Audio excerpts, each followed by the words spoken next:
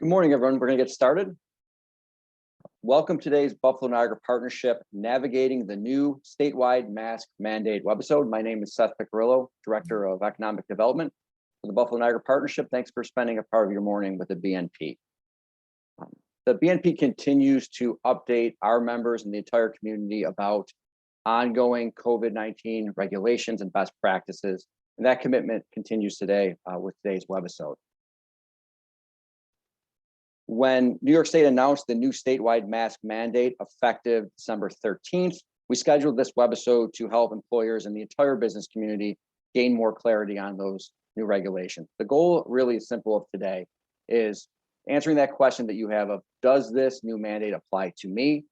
And better understanding the difference between the mask and vaccination requirement so that your businesses can plan around it and create a policy for both of your customers and your employees. Today, we are once again very fortunate to be joined by Cindy Lawrence, Human Resources Consultant and Compliance Officer for Employer Services Corporation, or ESC, to lead today's conversation.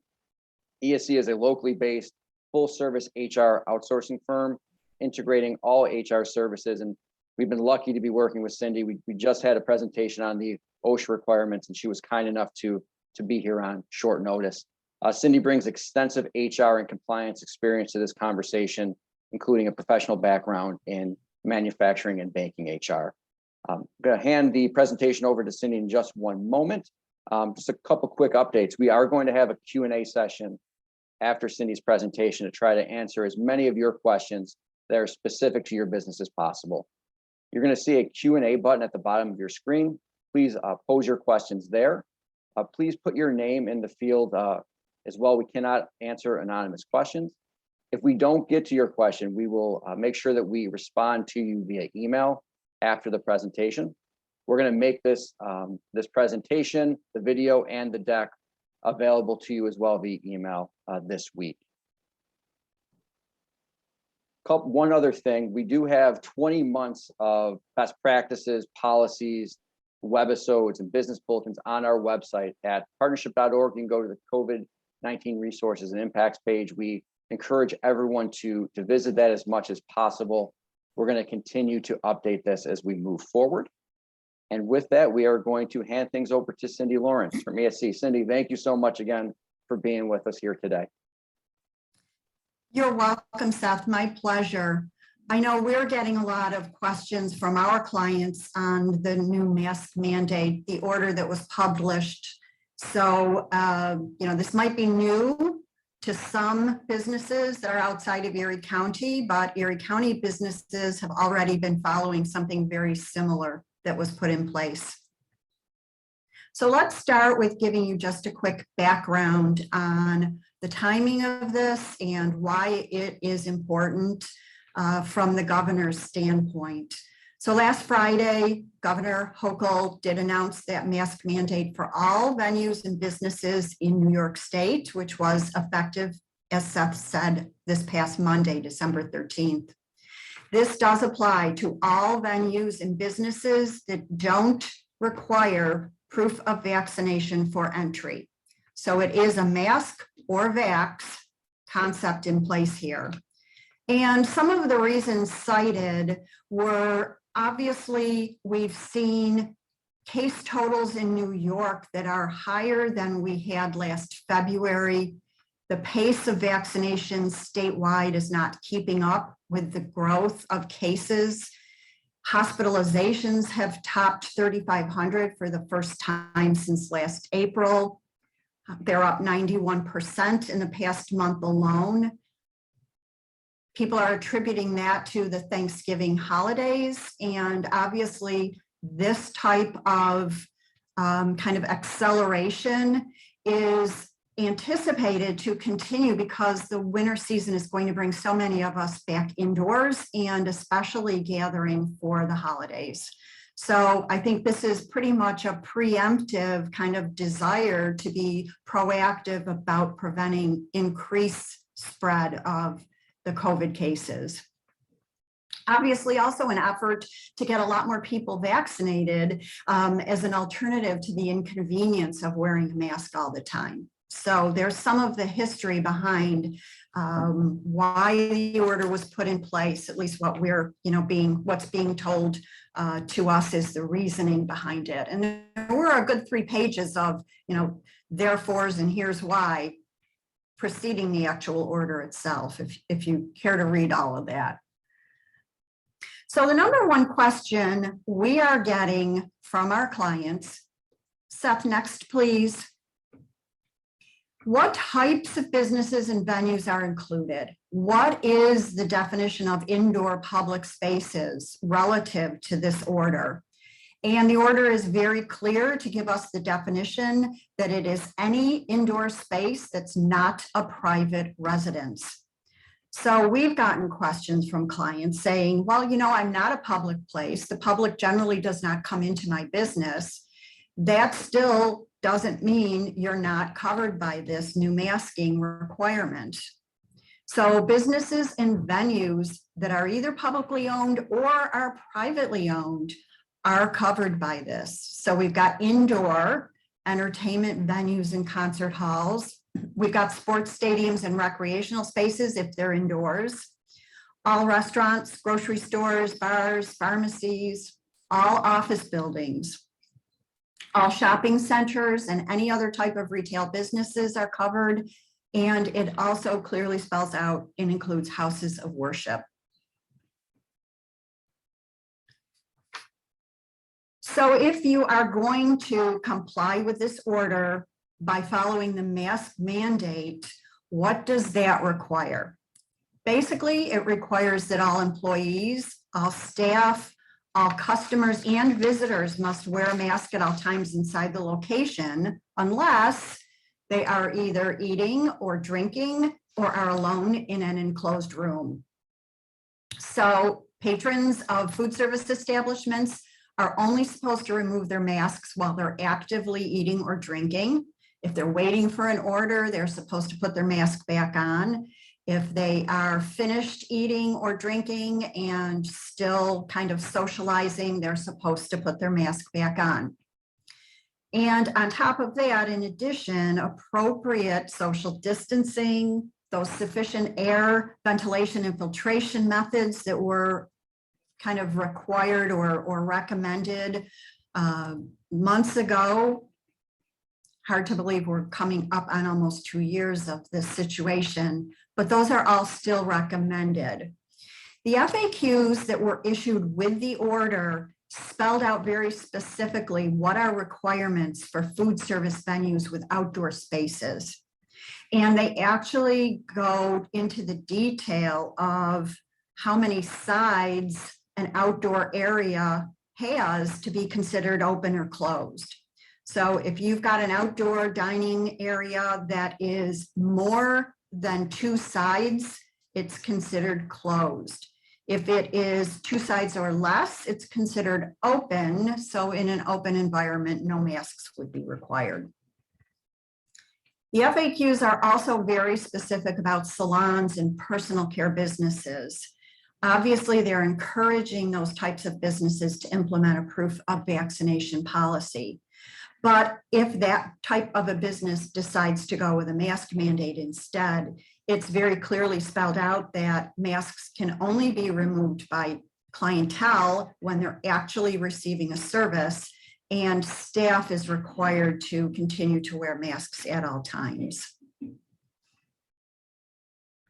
Next, please. We've gotten a lot of questions saying, well, how does this interact with the HERO Act requirements? What does that mean for what we have already put in place for the HERO Act? And keep in mind, the HERO Act was basically set in motion to be a protection for employees.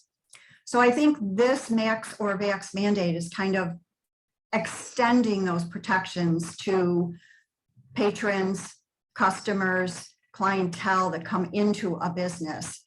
So you are still required to comply with all of the HERO Act requirements that you put in place.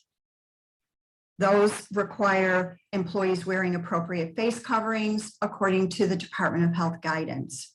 And there was actually a definition or a stipulation that employees must wear face coverings, gloves, and personal protective equipment, PPE, as appropriate, as one of those minimum controls that was required in those HERO Act model policies.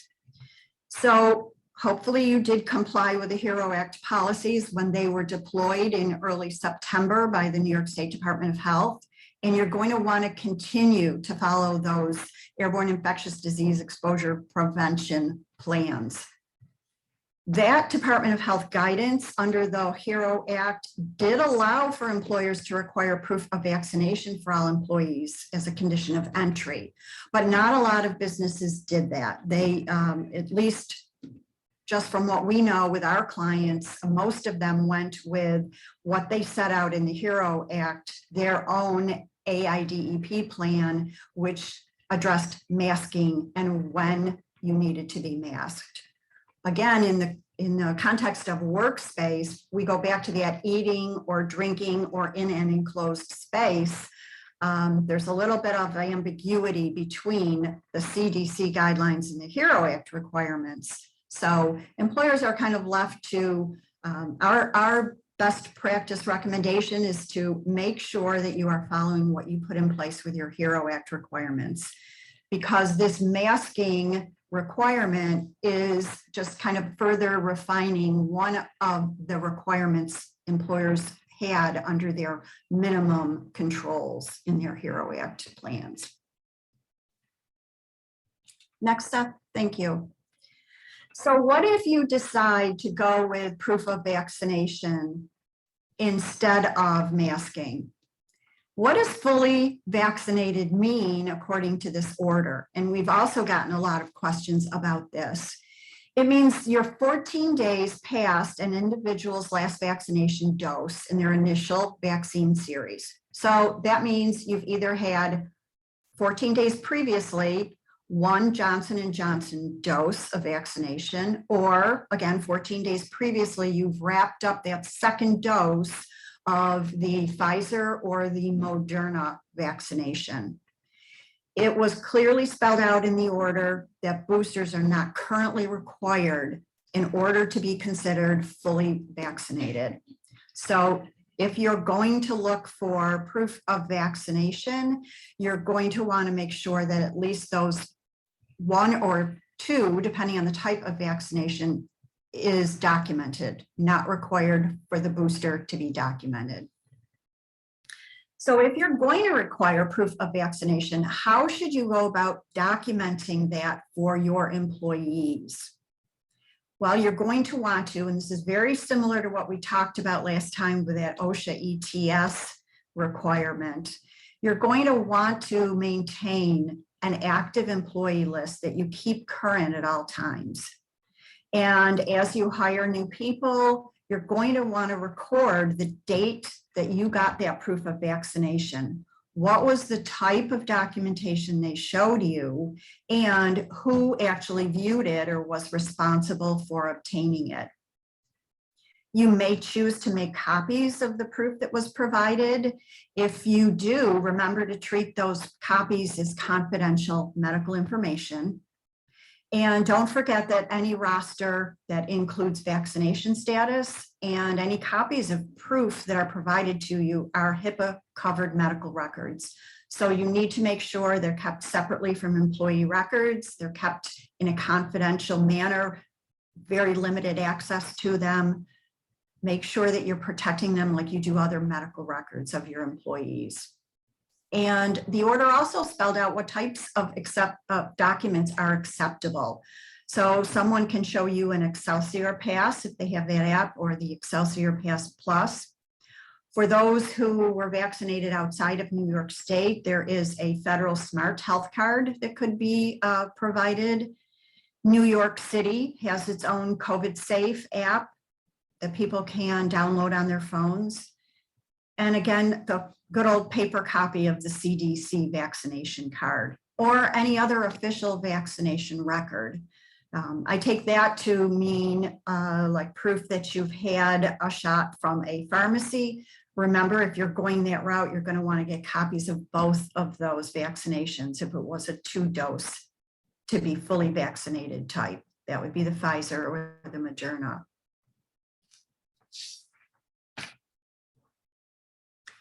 So if you are going to require proof of vaccination for your customers or your patrons, you really need to think about what are the practical concerns for your business. You know, is this going to be looked at as punitive to your clients, or are they going to welcome it? I think it really depends on the type of business you have. You know, for a retail outlet that has a lot of people coming and going and shopping, I don't know that it's going to be feasible or practical for someone to be stationed at the door to actually view vaccination proof. But if you are a eating or drinking restaurant type of bar type of establishment, you may decide you want to go that route, especially if you are already asking for proof of age for entry. In some situations, it might make sense for you to also obtain proof of vaccination at that point so that your clientele can move around freely once they're inside. And it's interesting, I have seen reactions, both good and bad, to businesses that are requiring proof of vaccination. You know, some people feel that, oh, thank goodness I can go somewhere where I know everyone's vaccinated. And some people are feeling like I'm not going to give that business my dollars. I'm not going to be a patron there if that's the route they're going to go. So it's, you know, you really do need to consider how's the impact of your decision going to be on your business, obviously. And our best practice recommendations, if you are going to require vaccination status proof for patrons, is to make sure you're identifying who's going to be responsible for viewing those proofs of vaccination status. Make sure you have a record of who was actually charged with that task for all of your operating shifts or open hours. You're going to want to be able to prove that someone was responsible at all times for gathering that information or confirming that status as you let people in. You're going to want to do this in case you get any Department of Health questions. And you're going to want to make sure that those people that are responsible for getting that vaccination status from your clientele are trained on what types of documents are acceptable. And also think about, you know, what's your message going to be to those who try to gain access to your facility who do not show you the correct type of proof, or, you know, don't have any proof, or are trying to make a point of, you know, I'm not vaccinated, you have to let me in. You're going to want to maybe do some training, some role playing, just being prepared with how does my business want to respond to that type of situation. I think that's going to be important from a PR perspective. And I think it's very important that businesses understand this is an either or mandate. There is no mixing. If you have any one employee in your facility that's not vaccinated, then everyone in your facility must wear masks. If you decide to mandate vaccinations and you have any one person who's not medically able to wear a mask, then you're going to have to go back to the masking requirement. Unless that one person, you have a conversation with them, that interactive conversation, making sure that you are accommodating anything that is a medical necessity or a religious exemption or accommodation. And if they can work remotely, that might be one accommodation you can extend so everyone else can be vaccinated in the facility. You're really going to have to want to talk through all of those situations individually. What's absolutely not acceptable, and this is very clear in the order, is allowing your unvaccinated people to wear a mask and allowing those who provide proof of vaccination to go unmasked. Remember, it's not a combination. It's either or across the board 100%. So obviously some thoughts going to go into the decision you're going to make to put in place for your business, what's best. And under the resources tab on the New York State full vaccination or mask requirement website, there are posters that you can print and put in your facility so people know they either have to be masked or they have to be vaccinated. There's two different posters. So once you make your decision, you're going to want to use the appropriate New York State poster. And there are some pictures of those on the very next slide. So they're giving you some resources. If you decide you want to go, you must be fully vaccinated to enter. Here's a resource for you. And if you decide you're going to say all people must wear a mask to enter this facility, there's a poster for you to use in that situation. Seth, I think we can open it up to questions if they're coming in. Cindy, thank you so much again for this presentation. It gives a lot of really important information. We do have some questions coming in. I just want to start, this kind of links to the conversation we had about the upcoming OSHA rule about status for employees who have 100 or more. You talked about the importance of right now as a first step, getting that confidential employee list within your HR department, whoever is heading up the mandates here.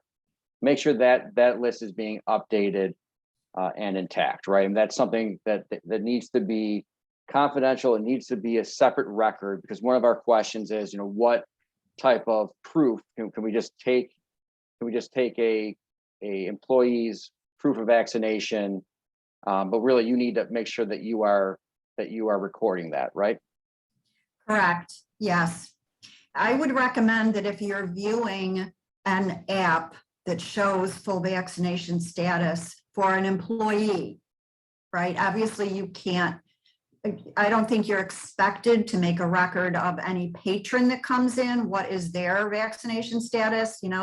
That's a little intrusive and I don't think it's reasonable, but certainly be prepared to state at this point in time, this person was responsible for viewing those patrons' proof of vaccination if you're going that route.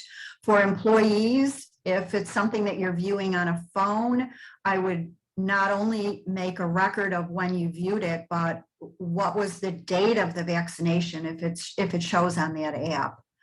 So to get some kind of documentation, either a date, a type, if it's a card, you can make a copy. You may decide that you don't want to make copies. In that case, just make very good notes on who viewed it, at what date, and what information did you gain from it. Right, the record keeping, especially on the employee side, is key. And then on the customer side, and we're going to share this, you give all of the different acceptable forms of verification that can be used. Correct. Yeah. And it's interesting that when we were talking about the ETS, an employee statement, just an attestation, was acceptable, but that clearly is not an acceptable form of vaccination status for this purpose. Right. Larry has a good question, the difference between a law and a mandate. It's our understanding that this is a temporary requirement as opposed to a standing law. Do you know when they're going to be reevaluating this mandate after they put it in place? Yes, January 15th, this will be reevaluated. Yeah, and it has not gone through the legislative process, so it's not a law.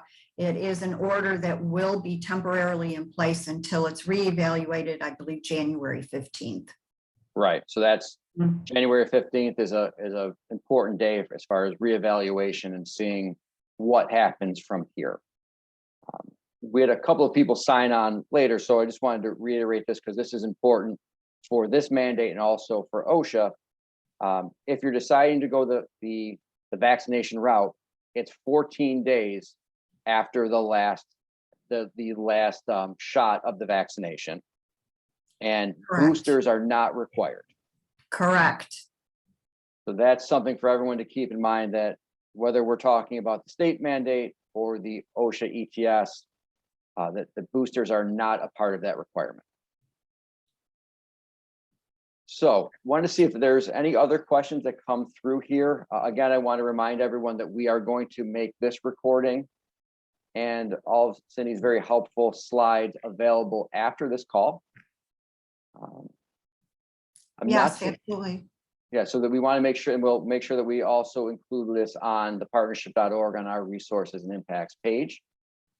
I'm not seeing any more questions, so I do want to, again, Cindy Lawrence from ESC, thank you so much on such short notice for being with us here today.